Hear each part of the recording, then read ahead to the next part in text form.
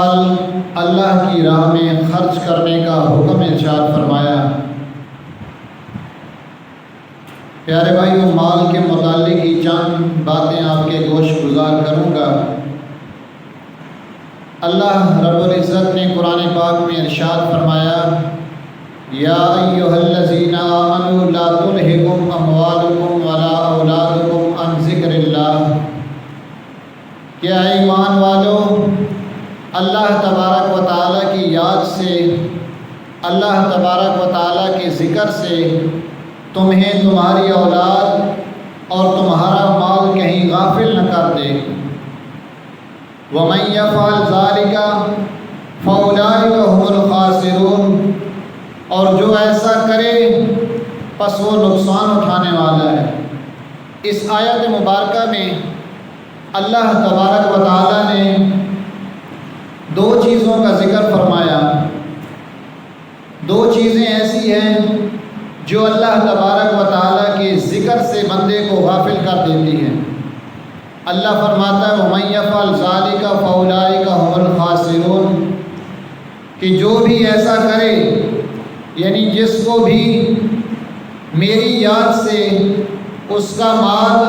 یا اس کی اولاد روکے، فَأُولَٰئِكَ هُمُ الْخَاسِرُونَ، تو وہ لوگ نقصان اٹھانے والے ہیں، یعنی وہ لوگ خسارے کے اندر ہیں، گھاٹے کے اندر ہیں، جن کو اللہ تبارک و تعالیٰ کی یاد سے ان کا مال اور ان کی اولاد روک دیتی ہے۔ یہ دو چیزیں ہیں جو انسان کو اللہ تبارک و تعالیٰ کی یاد سے غافل کر دیتی ہے۔ ایک مال ہے اور دوسرا اس کی اولاد ہے۔ ان دونوں کی وجہ سے انسان اللہ تبارک و تعالیٰ کی یاد سے غافل ہو جاتا ہے۔ یہ دونوں چیزیں اللہ تبارک و تعالیٰ نے انسان کے رزق میں شامل فرمائی ہیں، یعنی یہ دونوں چیزیں اللہ تبارک و تعالیٰ کی طرف سے بندوں کے لیے رزق ہیں، لیکن اللہ تعالیٰ خود ہی قرآن پاک میں ارشاد فرماتا ہے یہ دو چیزیں انسان کو اللہ کی یاد سے غافل کرنے والی بھی ہیں۔ اب دیکھ لیجئے، مال کو یہ اللہ تبارک و تعالیٰ کی طرف سے بندے کے لیے بہت بڑی نعمت ہے، لیکن اس وقت نعمت ہے جب اس کا استعمال ٹھیک طریقے سے کیا جائے۔ اگر کسی مال کا استعمال غلط طریقے سے کیا جائے، اسی مال کا استعمال غلط طریقوں میں کیا جائے، غلط جگہوں میں کیا جائے، تو یہی مال انسان کے لیے مصیبت اور وبال بن جاتا ہے۔ اس مال کی مثال ایک چھری جیسی ہے کہ اگر اس چھری کا استعمال صحیح طریقے پر کیا جائے، یعنی اس سے پھل اور سبزیاں کاٹی جائیں، اس سے فروٹ کاٹے جائیں، تو یہ چھری کا صحیح استعمال ہے اور یہ اچھی بات ہے۔ لیکن اگر اسی چھری کا استعمال غلط طریقے پر کیا جائے، یعنی کسی کا ہاتھ کاٹ دیا جائے یا کسی کا بازو کاٹ دیا جائے، تو وہی چھری اب بندے کے لیے وبال اور مصیبت بن جاتی ہے۔ تو اس مال کی مثال بھی ایسے ہی ہے جیسے ایک چھری ہے کہ اگر اس کا استعمال ٹھیک طریقے سے کیا جائے تو یہ بندے کے لیے، بندے کو اللہ تبارک و تعالیٰ کی رضا اور اللہ تبارک و تعالیٰ کے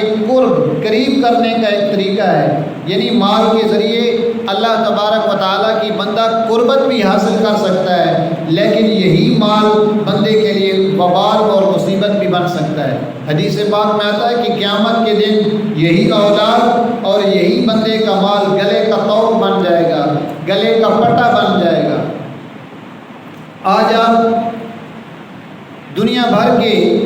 خصوصاً اسلامی ممالک کو پھر کر دیکھیں، اسلامی ممالک کے اندر اگر دیکھیں تو ہر بندہ مالی پریشانی میں مبتلا ہے، ہر بندہ مال کی وجہ سے پریشان ہے۔ کوئی مال کی کمی کی وجہ سے کہہ رہا ہے کہ میرے بیٹے کو نوکری نہیں مل رہی، کوئی کہہ رہا ہے میرے پاس مال کی کمی ہے، کوئی کہہ رہا ہے میرا کاروبار نہیں چل رہا، کوئی کہہ رہا ہے میری بیٹی کے لیے جہیز کے پیسے نہیں ہیں، یا میرے بیٹے کی شادی کے لیے کوئی مکان نہیں ہے، جگہ نہیں ہے کہ میں اس کی شادی کر پاؤں۔ یعنی ہر بندے کی اگر پریشانی کو دیکھا جائے، ہر بندے کی مصیبت کو اگر دیکھا جائے تو اس کا رشتہ کہیں نہ کہیں جا کر مال سے ملتا ہے، یعنی ہر بندہ مالی پریشان ہے مالی طور پر۔ تو اللہ تبارک و تعالیٰ نے اس مالی پریشانی کا حل بھی ذکر فرمایا۔ پیارے بھائیو یاد رکھ لیں، ایک ہوتی ہے مال کی کثرت، ایک ہوتی ہے مال کی برکت۔ یعنی اگر یہ غور کیا جائے تو پتہ چلے گا کہ اکثر لوگ اپنے مال کے اندر کثرت کو چاہتے ہیں، زیادتی کو چاہتے ہیں۔ ہر بندہ مثال کے طور پر اگر کوئی ملازم ہے، وہ 17 گریڈ کے اندر ملازم ہے، تو وہ کہہ رہا ہوتا ہے کہ اگر میں 18 گریڈ میں ہو جاؤں تو میرے مسئلے ختم ہو جائیں گے۔ اسی طرح اگر کوئی بندہ نیا بزنس شروع کر رہا ہے تو وہ کہتا ہے کہ اگر میرا یہ بزنس چل گیا تو میری ساری پریشانیاں ختم ہو جائیں گی۔ اسی طرح کوئی بندہ کہہ رہا ہے کہ میرا لڑکا تعلیم حاصل کر رہا ہے، میرا بچہ تعلیم حاصل کر رہا ہے، اگر یہ تعلیم حاصل کر جائے، اس کو نوکری مل جائے تو ہمارے گھر کے مسئلے ختم ہو جائیں گے۔ حالانکہ مسائل کا جو حل ہے وہ مال کی کثرت میں نہیں ہے۔ اگر ایک بندے کے پاس مال کثیر ہے پھر بھی وہ پریشان ہے، پھر بھی اس کو ذہنی پریشانی ہے۔ تو پیارے بھائیو یاد رکھ لیں، مال کی کثرت میں مسائل کا حل، مالی پریشانیوں کا حل نہیں ہے، بلکہ مال کی برکت میں، مال کی برکت کے اندر مالی پریشانی کا حل ہے۔ آج آپ دیکھتے ہوں گے کروڑوں پتی اربوں پتی لوگ ہیں، ان کے پاس ہر چیز ہے، دنیا کی کوئی ایسی نعمت نہیں ہے جو ان کے پاس نہ ہو، لیکن پھر بھی آپ ان سے جا کر پوچھیں وہ مالی طور پر پریشان ہوتے ہیں۔ ان کا ذہن اور ان کا دل کبھی سکون نہیں پاتا، وہ پریشان ہوتے ہیں، کیونکہ ہم لوگوں نے آج تک مال کی کثرت مانگی ہے، مال کے اندر کبھی ہم نے برکت نہیں مانگی۔ جہاں بھی جس پروگرام کے اندر بھی دیکھ لیں، شادی کا پروگرام ہو، محفل کا پروگرام ہو، کوئی بھی پروگرام ہو، ہم مال کی کثرت کو دیکھتے ہیں کہ مال کثیر زیادہ ہونا چاہیے، لیکن ہم نے یہ کبھی نہیں دیکھا کہ مال کم ہے تو ہم اللہ سے برکت کی دعا کر لیں۔ اگر ہم نے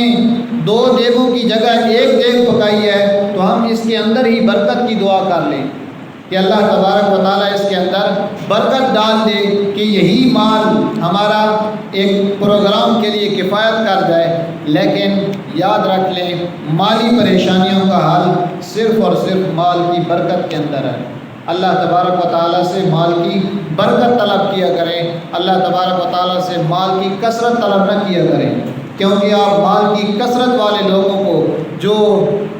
جن کے کاروبار ہیں، صنعت کار لوگ ہیں، کام والے لوگ ہیں، لیکن پھر بھی وہ مالی پریشانیوں کی وجہ سے پریشان ہیں، مال کی کمی کی وجہ سے وہ پریشان ہیں۔ تو لہٰذا اپنے مال کے اندر اللہ تبارک و تعالیٰ سے برکت کی دعا کیا کریں کہ یا اللہ ہمارے مالوں کے اندر برکت ڈال دے۔ برکت کس کو کہتے ہیں کہ آپ کے پاس جتنا مال ہے اللہ تبارک و تعالیٰ وہی مال آپ کے لیے پورا فرما دے، یعنی جس ضرورت پر آپ کو،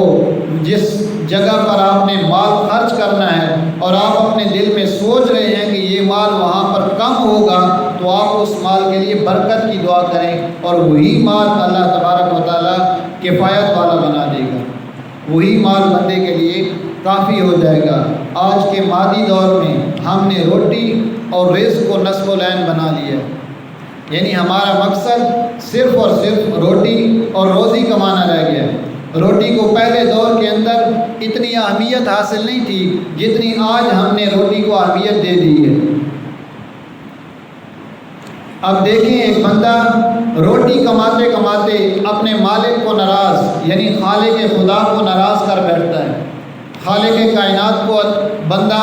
روٹی کمانے کے چکر کے اندر ناراض کر بیٹھتا ہے، اس کو یہ تمیز نہیں رہتی کہ میں حلال کما رہا ہوں یا حرام کما رہا ہوں، یعنی وہ اپنی کمائی کے اندر نظر نہیں دوڑاتا کہ میں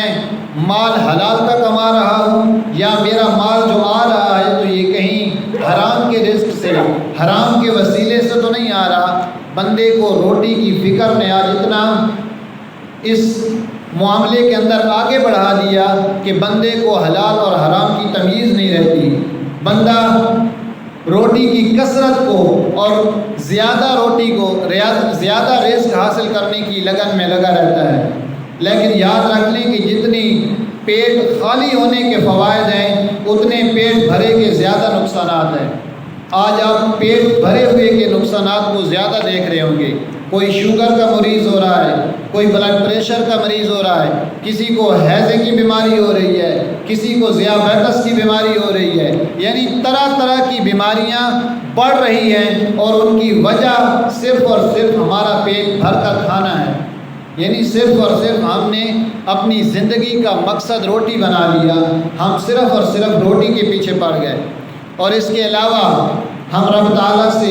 ہر وقت شکوے کے اندر رہتے ہیں۔ ہماری زبان پر ہر وقت شکوہ ہی شکوہ رہتا ہے کہ ہمارے پاس مال کی کمی ہے، ہم مال کی وجہ سے بہت پریشان ہیں۔ جس گھر کے اندر نظر دوڑا لیں، جس گھر کے افراد کو دیکھ لیں، وہ مالی پریشانی کے اندر مبتلا ہیں۔ حالانکہ الا ماشاء اللہ بہت کم لوگ ہیں جن کو اللہ نے یہ دولت عطا کی ہے کہ وہ مال کی کمی کی وجہ سے یا مال کم ہونے کی صورت میں وہ پریشان نہیں ہوتے۔ بہت کم ایسے لوگ ہیں، وگرنہ آپ ہر گھر پر نظر دوڑا لیں، ہر گھر میں آپ کو مالی پریشان بہت زیادہ نظر آئیں گے۔ آپ دیکھیں اس گھر کے مرد عورت پیشہ کار ہوں گے، نوکری والے ہوں گے، لیکن پھر بھی وہ مالی پریشانی کی وجہ سے بہت پریشان ہوں گے۔ ان کی زبان پر آپ کو شکوے ہی شکوے نظر آئیں گے، یعنی مالی پریشانی کی وجہ سے وہ بہت زیادہ ٹینشنوں کے اندر اور بہت زیادہ پریشانیوں کے اندر رہتے ہیں، کیونکہ ہماری عادت ہی شروع سے یہی رہی ہے کہ ہم نے مال کی کثرت مانگی ہے، مال کی برکت کبھی نہیں مانگی۔ آج دور حاضر کے اندر دیکھ لیں، اگر کسی مرد کے پاس زیادہ مال ہے، کسی مرد کے پاس مال کی کثرت ہے، اس کے پاس گاڑیاں ہیں، اس کے پاس اپنے مکانات ہیں، ساز و سامان کی کثرت ہے، تو آج ہمارے معاشرے کے اندر اس مرد کو اچھا سمجھا جاتا ہے، اس مرد کو عزت والا سمجھا جاتا ہے۔ آج ہم نے عزت کا معیار بھی مال کی کثرت کو بنا دیا۔ ہم مال کی کثرت کے اندر بندے کو اچھا اور برا سمجھتے ہیں، یعنی مال کی کمی اور مال کی زیادتی نے ہماری عزت کو بڑھا اور گھٹا دیا ہے۔ اگر کسی کے پاس مال زیادہ ہے، چاہے وہ بھلے دین سے کتنا دور ہو، چاہے اس کو اچھے برے کی تمیز نہ ہو، لیکن ہم کہتے ہیں کہ یہ بندہ بڑا اچھا ہے، ہم اس کو عزت والا سمجھتے ہیں، لیکن وہ عزت والا نہیں ہے۔ عزت والا آدمی دیندار ہے، جس کے پاس دین ہے وہ عزت والا ہے۔ مال کی کثرت اور مال کی جو زیادتی ہے یہ عزت کا معیار نہیں ہے۔ آج مثال کے طور پر اسی طرح دیکھ لیں، کسی عورت کو اگر اس کے پاس مال کی کثرت ہے، اگرچہ اس کے پاس کوئی رتی بھر اسلام کی بھی نہ ہو، کچھ بھی نہ ہو، پرلے درجے کی جو ہے وہ دیندار بے دین ہو، یعنی اس کو دین کا پتہ تک نہ ہو، لیکن ہم نے اس کے مال کو دیکھ کر اس کو عزت والا شمار کر لیا، چاہے اس کے پاس عزت کا کچھ بھی نہ ہو، ایک قطرہ تک اس کے پاس عزت کا نہ ہو، لیکن ہم اس کی مال کی کثرت کو، مال کی زیادتی کو دیکھ کر کہتے ہیں یہ عورت عزت والی ہے۔ اسی طرح مرد کے ساتھ بھی ہم یہی معاملہ کرتے ہیں، اگرچہ وہ مال والا مرد اور مال والی عورت غلط باتیں بھی کرتے رہیں، بے دینی باتیں بھی کرتے رہیں، ہم ان کو کہہ دیتے ہیں جی بھولے بھالے ہیں، شاہ جی بھولے ہیں جی، حاجی صاحب بڑے بھولے ہیں جی، ان کو کیا پتہ یہ بات نہیں کرنی چاہیے تھی۔ حالانکہ دراصل وہ غلط ہوتے ہیں اور ہم خود بھی غلط ہوتے ہیں، کیونکہ ہم نے عزت کا معیار مال کی کثرت کو رکھا ہوتا ہے، مال کی کثرت اور مال کی زیادتی کو ہم نے عزت کا معیار بنا دیا۔ اچھا، ایک اور معاشرے کے اندر ہمارا ڈھنگ چڑھ پڑا ہے، ہم کہتے ہیں جی وہ ہمارے گھر کے اندر کسی نے تعویذ کر دیے ہیں جی، وہ جی ہمارا رزق کسی نے بند کر دیا ہے جی، ہمارے گھر کے اندر جی کالا جادو ہو گیا ہے، ہمارے گھر کے اندر رزق نہیں آ رہا، اگر کوئی چیز آتی بھی ہے تو وہ فوراً ختم ہو جاتی ہے، پتہ نہیں چلتا۔ یہ ہر کسی کے زبان پر آپ سنتے ہوں گے شکوہ ہوتا ہے کہ ہمارا رزق کسی نے بند کر لیا ہے۔ خدارا لوگوں کو ایسا نہ سمجھے، ایسا کچھ بھی نہیں ہے، یہ محض ہماری عقلی باتیں ہیں، ہم نے خود ان باتوں کو گھاڑ لیا ہے، وگرنہ ان باتوں کی اصل کوئی نہیں ہے۔ ہم نے لوگوں کو چھوٹا خدا بنایا ہوا ہے کہ لوگ رزق دینے والے ہیں۔ پیارے بھائی یاد رکھ لیں، اگر پوری دنیا بھی مل کر کسی کو، اگر اللہ تبارک و تعالیٰ کسی کو رزق نہیں دینا چاہتا، پوری دنیا بھی اگر مل جائے تو اس بندے کو رزق نہیں دے سکتی۔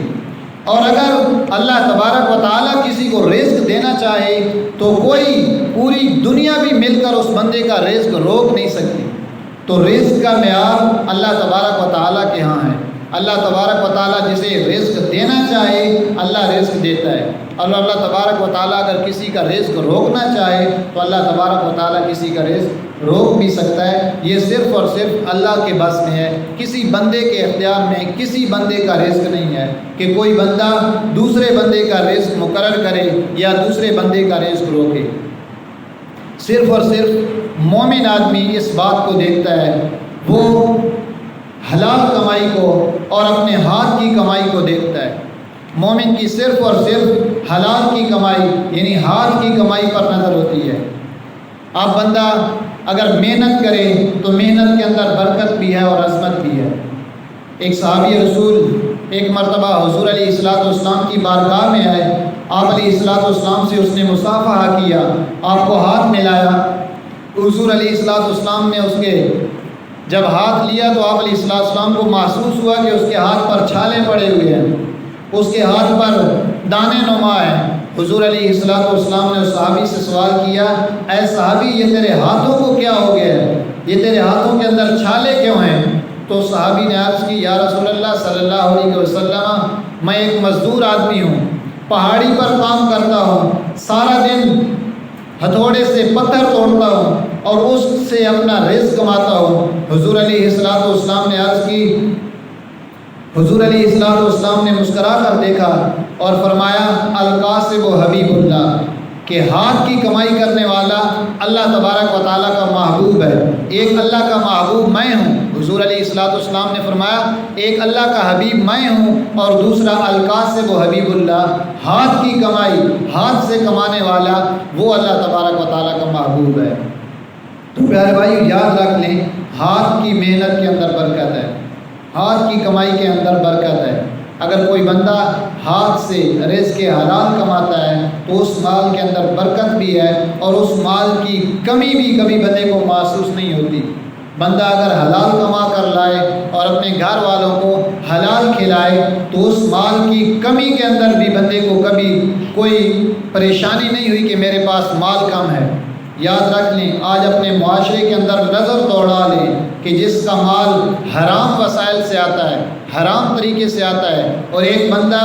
وہ ہاتھ کی کمائی اپنے گھر والوں کو کھلاتا ہے، آپ یاد رکھ لیں، آپ مشاہدہ کر لیں، اپنے معاشرے کے اندر نظر دوڑا لیں، ایک بندہ جو ہاتھ کی کمائی کر کے لاتا ہے اور ایک بندہ جس کے وسائل حرام کے ہیں، جس کا رزق حرام کا ہے، یاد رکھ لیں اس کی اولاد سے ہی آپ کو پتہ چل جائے گا،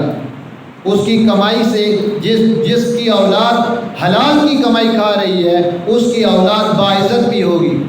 اس کی اولاد عزت والی بھی ہوگی، اپنے والدین کا ادب بھی کرے گی۔ لیکن جس بندے کا رزق حرام کا ہوا اس بندے کی اولاد نافرمان ہوگی۔ آج آپ کے اپنی زبانوں پر، ہماری اپنی زبانوں پر شکوے ہوتے ہیں کہ ہماری اولاد نافرمان ہے، ہماری اولاد اپنا کہنا نہیں مانتی۔ آج ہم پیروں کے پاس جاتے ہیں، آج ہم بڑے بڑے فقیروں کے درباروں پہ جاتے ہیں صرف یہ دعا کرنے کے لیے کہ یا اللہ میری اولاد کو میرا فرما بردار بنا دے، پیروں سے تعویذ لے کر آتے ہیں، لیکن ہم نے پیچھے جا کر کبھی نہیں دیکھا کہ ہم نے اولاد کو رزق کون سا کھلایا تھا۔ آیا ہم نے اپنی اولاد کو حلال کا رزق کھلایا تھا یا ہم نے اپنی اولاد کو حرام کا رزق کھلایا تھا؟ یاد رکھ لیں، حرام کا رزق کھانے والی اولاد کی عادتوں سے، اس کی حرکتوں سے آپ کو پتہ چل جائے گا کہ یہ اولاد حرام رزق کھانے والی ہے، اور حلالی رزق کھانے والی وہ اولاد آپ کو بتائے گی کہ اس نے خون کے پسینے کی کمائی کھائی ہے، اس بندے نے ہاتھ کی کمائی کھائی ہے۔ یاد رکھ لیں، رزق حلال، اپنے بچوں کو رزق حلال کھلائیں، حرام کے لقمے سے بچائیں، کیونکہ حدیث پاک کے اندر آتا ہے جب ایک بندہ ایک مرتبہ اگر ایک لقمہ حرام کا کھا لے تو اس کی 40 دن تک کوئی نماز بھی قبول نہیں ہوتی۔ آج ہم اپنی نوکریوں پر، ہم اپنے پیشوں پر، ہم اپنی کمائی پر غور و فکر کریں کہ کہیں میری کمائی حرام کے ذریعے تو نہیں آ رہی، کہیں میرے وسائل، میری آمدنی کے وسائل سود سے تو نہیں ملے ہوئے، سود کے کاروبار سے میرے وسائل تو نہیں ملے ہوئے، یا میرا مال جس طریقے سے آ رہا ہے کیا وہ سود کا کاروبار تو نہیں ہے۔ اپنی نوکری کے اندر، اپنے پیشے کے اندر، اپنی صنعت کے اندر، اپنی دکانوں تجارت کے اندر غور و فکر کرے کہ میرا مال کہیں حرام کا تو نہیں آ رہا۔ اللہ تبارک و تعالی ہمیں رزق حلال کمانے، رزق حلال کھانے اور اپنی اولادوں کو رزق حلال کھلانے کی توفیق عطا فرمائے۔ پیارے بھائی، قرآن پاک نے ہمیں اعتدال کے ساتھ رزق حلال کمانے کی تو حکم ارشاد فرمایا ہے کہ رزق حلال کما کر اپنی اولاد کو کھلاؤ۔ اب ایک ہوتی ہے رہبانیت اور ایک ہوتی ہے اباحیت۔ اب رہبانیت یہ ہوتی ہے کہ بندہ اللہ تبارک و تعالیٰ کی یاد کے اندر مشغول ہو جائے اور دنیا کو بالکل چھوڑ دے، دنیا سے قطع تعلق کر لے۔ اللہ تبارک و تعالیٰ نے اس سے منع فرمایا ہے۔ شریعت میں آتا ہے لا رہبانیت فی الاسلام، دین اسلام کے اندر رہبانیت نہیں ہے، یعنی رہبانیت یہی ہے کہ بندہ صرف اور صرف اللہ کی یاد کے اندر مشغول ہو جائے، دنیا سے قطع تعلق ہی کر لے، اس سے بھی اسلام نے منع فرمایا ہے۔ اور ایک ہوتی ہے اباحیت کہ بندہ بالکل دنیا کے اندر مشغول ہو جائے اور اللہ تبارک و تعالیٰ کی یاد اس کے دل سے نکل جائے، اس سے بھی اسلام نے ہمیں منع فرمایا ہے۔ اسلام نے ہمیں اعتدال کا راستہ دیا ہے، درمیانہ راستہ دیا ہے کہ دنیا کے اندر بھی رہو اور دین اسلام کے اندر بھی رہو،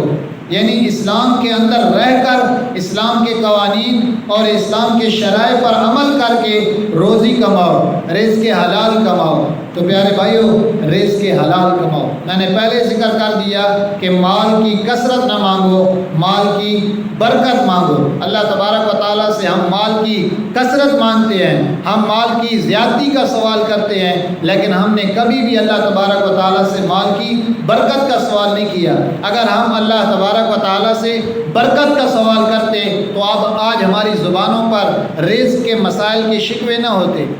آج ہمیں پیٹ کا کوئی مسئلہ نہ ہوتا،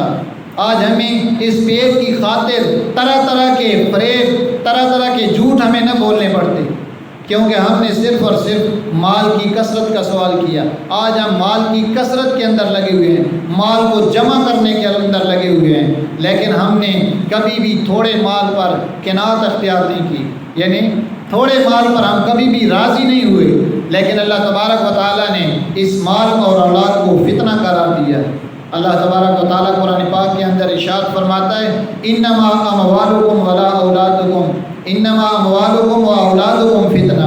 کہ یہ تمہارا مال اور تمہاری اولاد تمہارے لیے فتنہ ہے، تمہارے لیے آزمائش ہے، تمہارے لیے مصیبت ہے۔ اگر اس اولاد اور اس مال کا استعمال صحیح طریقے سے کیا تو یہ تمہارے لیے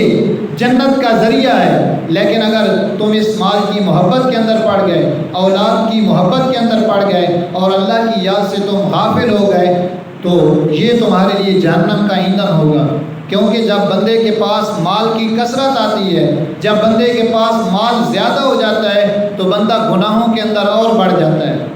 گناہ بندے کے اور زیادہ ہوتے جاتے ہیں، بندے کا لہجہ، بندے کی بولی اور بندے کا چال چلن سخت ہو جاتا ہے، بندہ تند مزاج ہو جاتا ہے۔ جس کے پاس آپ مال کی کمی دیکھیں گے وہ بندہ عاجز ہوگا، وہ بندہ بڑا عاجز ہوگا اور بڑا تواضع مند بندہ ہوگا، لیکن آپ جس بندے کے پاس مال کی کثرت دیکھیں گے آپ اس کو اکڑتا ہوا چلتا دیکھیں گے، وہ غریبوں سے میل جول بھی نہیں رکھے گا، وہ غریبوں کو کبھی اپنی زبان سے بلائے گا بھی نہیں جس کے پاس مال کی کثرت ہوگی، لیکن مال کی کثرت، مال کی زیادتی یہ بندے کے لیے ہلاکت کا سبب ہے۔ تو اللہ تبارک و تعالیٰ سے دعا ہے کہ اللہ تبارک و تعالیٰ ہمیں رزق حلال کمانے اور رزق حلال کھانے اور کھلانے کی سعادت اور توفیق عطا فرمائے، اور اللہ تبارک و تعالیٰ سے ہمہ وقت مال کی کثرت نہیں بلکہ مال کی برکت کی دعا کیا کریں کہ اللہ ہمارے ان تھوڑے سے مالوں کے اندر بھی برکت فرما دے۔ اللہ تبارک و تعالیٰ سے دعا ہے جو کچھ بیان کیا ہم سب کو اس پر عمل پیرا ہونے کی توفیق عطا فرمائے۔ وما علینا الا البلاغ المبین۔